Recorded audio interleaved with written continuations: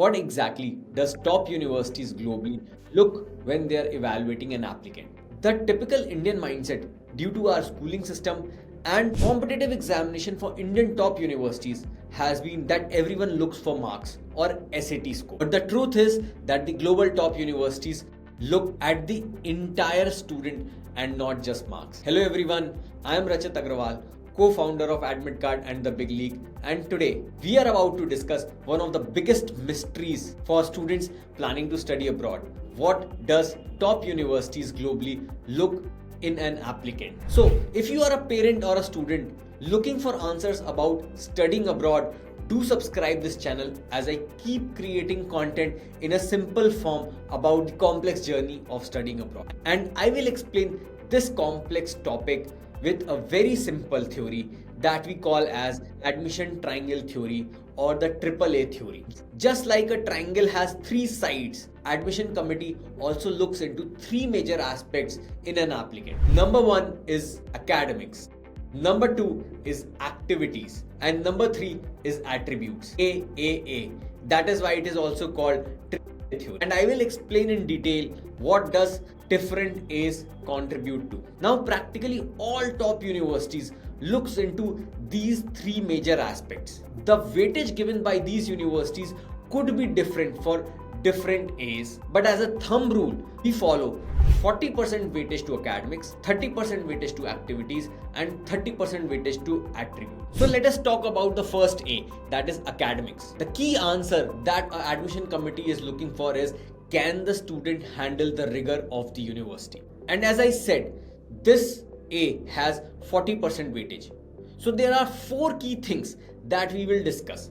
Number one is your school marks. That covers your marks in class 9th, class 10th, class 11th, and your predicted score for class 2. Now just to put some number, a typical CBSE board student with 90% marks is more like a hygiene, and at 95% plus marks gives an edge over other students. Apart from this, what the committee is looking for is, have you selected the right courses in school that you are looking forward for your course at university?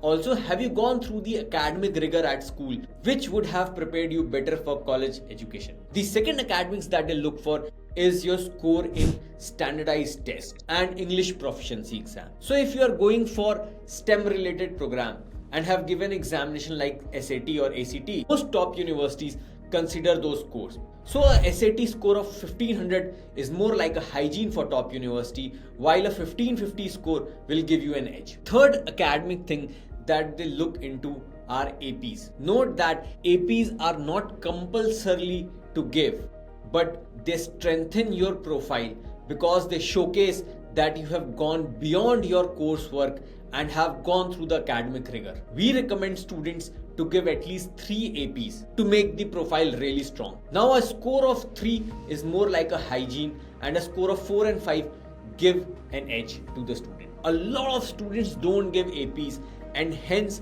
a profile with AP definitely makes it much stronger. The fourth academic point that committee looks for is your research work or any project that you have done in your area of study. All of these four combined gives a really clear picture to the admission committee if the student is ready to handle the course rigor at the university. Or the second A that we have is activities. What committee is looking for is, who are you beyond classroom? So this A has 30% weightage. We will discuss three key things as part of activities. Number one is extracurriculars. What committee is looking here is, other than academics, what have you done, at what level, for how long, and how has this shaped you as a person? What is important here is the depth in which you have done that activity, not the breadth, which means if you have done one or two activity